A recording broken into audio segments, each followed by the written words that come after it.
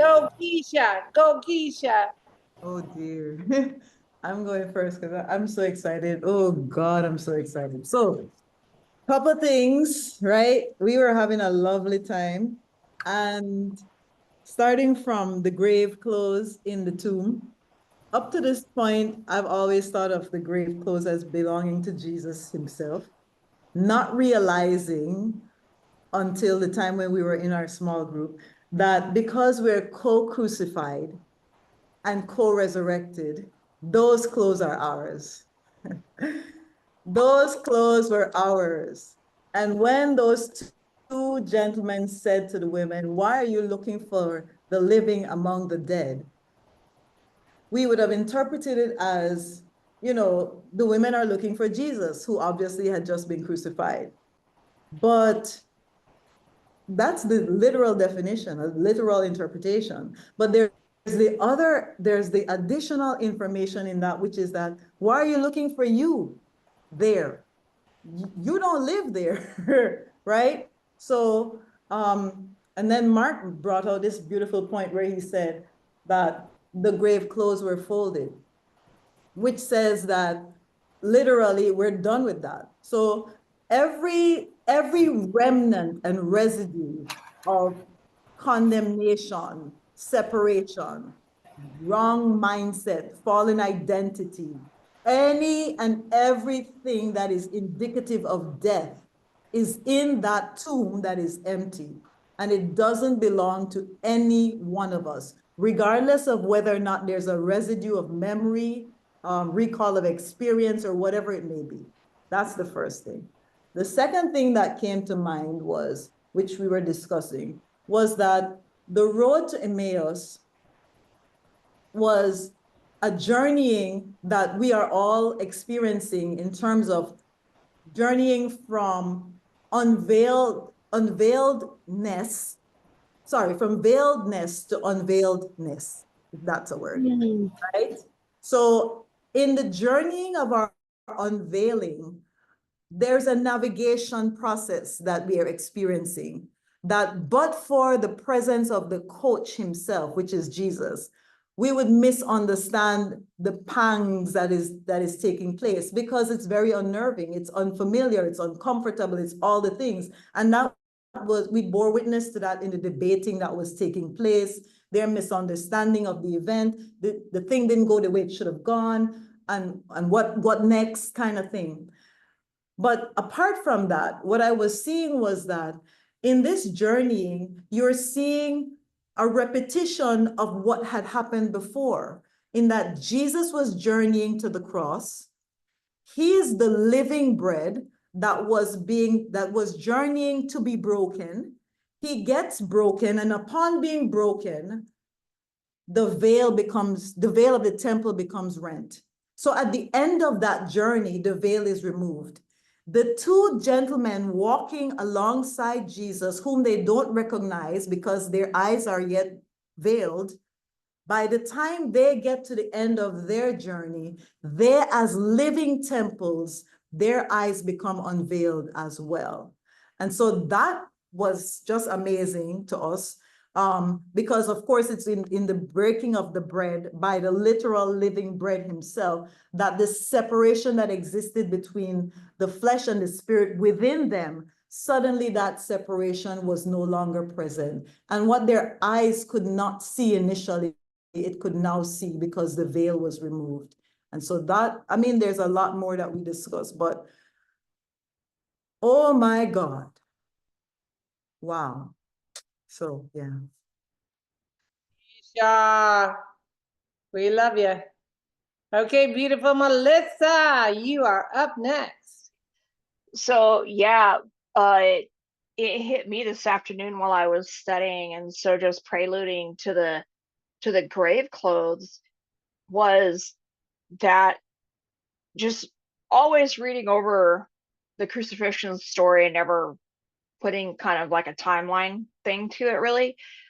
But Jesus was crucified at sundown on the Sabbath, right? No one could touch his body until the end of Sabbath, 3 days later. And that means that was Holy Spirit started talking to me about, I mean, like, so there was no human interaction, there was no human tampering, there was no human manipulation, there was nothing about earth that was connected with what Jesus did. And if we died as Jesus and he died as us, right? Everything that we are was done like for us. And yet we get so stuck and try to adding to our own salvation. We get stuck and try to adding to all of the things that the crucifix was, and what the cross means, and working out our salvation and picking up our own cross and all of these things, when Jesus like, nope, I got this, y'all. Just sit there, right? And then he started talking to me about the Sabbath. And the Sabbath was all of it is it's all about rest. I now do not see Jesus going into hell, death, and the grave like in a full suit of armor, swinging an axe, and like we think he just went in and just kicked ass all night long for 3 days, and and then we just come out. Whoa, that was a tough one. No, he did it from a place of rest. And to me, and I have to flesh all this out still, but this, it gives a whole new depth of meaning to the Sabbath was made for man. Like that, like he is the Sabbath. He did all of those things on the Sabbath, and we are to operate from that place of eternal, just the rest. We can't add anything to this life. Nothing. We have to simply partner in our minds with everything that's already done and go, okay, you say I can do that, I can do that. You say I can go there, okay, I can go there. You say this is abundant, okay, I receive that abundance. Like, so that was my mic drop for the night, and we just had a really good conversations in that, but I gotta flesh that out because that just freaking blew my mind this afternoon. That was awesome, Melissa. It was awesome. Can't wait when you flush it on out. Give us an update. I love I that. will. It's awesome. Awesome. Who's next?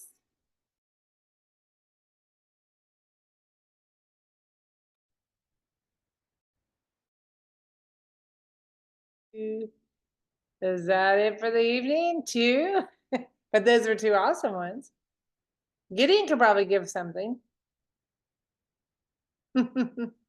Anybody else? Bueller?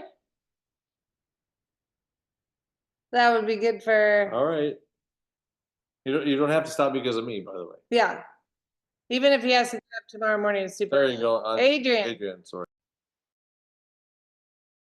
go for it. I just got to the end, but we're discussing about Jesus walking on the road with the two disciples, and we saw it as like the whole picture of the Old Testament as well, right through the Old Testament, because he used the scriptures, he used the Old Testament scriptures. So right from the beginning, Jesus is the all in all, and he's always been the all in all. And someone mentioned the Old Testament being the womb of the incarnation, and that was what Franz was saying, and Bex always says that as well. And it was just, that was some really good stuff. We were getting some really good theology there about that. And they were advising me to read that book, Introduction to the Trinitarian Faith, which I'm now really keen to read now, but this is really hard. So I don't know if I'm going to get, but now I'm really motivated to read that. So pretty encouraged. So I hope. And also they're by T.F. Torrance, by the way. And just basically how Jesus is the all in all. He's always been there. And like some of the people were saying before as well, how he's been showing himself, revealing himself, but it's always him. It's always Jesus. And it's him face to face. And woven into the Trinity, being woven into the Trinity. That was excellent, Adrian. I love that everybody was sort of getting that about the sort of Emmaus Road, or where they were, not Emmaus Road. Road to Emmaus. Yeah, the road to Emmaus, that everybody was getting that. It's awesome. Okay, my dear friend, Melissa. Yeah, I hit on that a little bit too, because the one thing that, and it's really more, I guess, just of an encouragement kind of thing, is that Jesus even talked about the prophetic conversation. And when we are on our road, we have to have that prophetic conversation. We have to understand, like, when like our life hits the fan, or we're on that road and we're close to the ditch, Jesus is walking with us, and we've got to have that prophetic conversation, because prophecy is simply, what is heaven saying? What is heaven saying about me right now? And being able to walk in that, and understanding that, like, we're one with the one who knows everything, and he wants to talk to us. And so having that prophetic lens for the journey that we're on. So I just want to encourage people with that, is just keep having that conversation. That is so good. When we were down in Destin, it just was, I mean, sort of surprising. All of a sudden, Rachel just said to Pat, "Give me a word now." It literally broke out with everybody, where everybody was getting words, and everybody was giving words, and people that had never ever done anything with the prophetic before just started giving words, and it broke out 3 nights. That's all anybody wanted to do.